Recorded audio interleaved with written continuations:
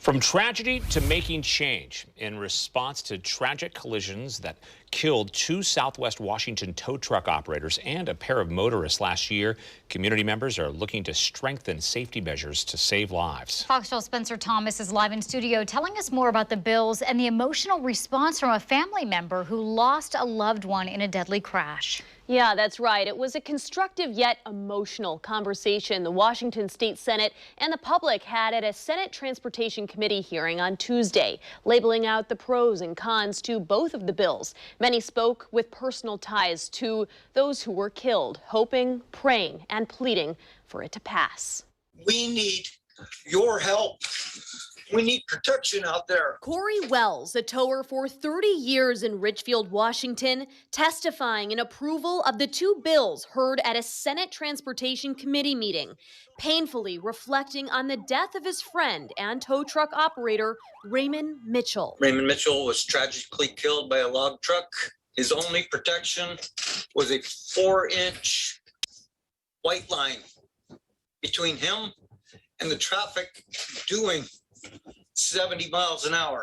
The log trailer crossed that white line and took Raymond from us. Stating tragedies like this might have been averted with stronger safety measures. That's where the two bills come into play. Senate Bill 5635, which allows tow truck operators to use rear-facing blue flashers once they reach an accident scene, in addition to red flashers permitted by state law when they enter a highway on their way to an accident. You see a red and blue light in front of you, maybe one of the instincts is to slow down, tap that brake pedal. It's not a blue and light, red and light combination we see often, and this bill is simplistic to just that. And the other Senate bill, 5907, which requires greater notice and education about the state's slow down and move over law. A notion agreed upon by Sparkle Chisholm, daughter of Art Anderson, the tow truck driver who died last April along with two motorists he was helping. Literally just, God, just slow down and move over. I would still have my dad if this didn't happen. I'm 100% for it. I signed them. It was going around all social media. I signed them. Some of my family signed them.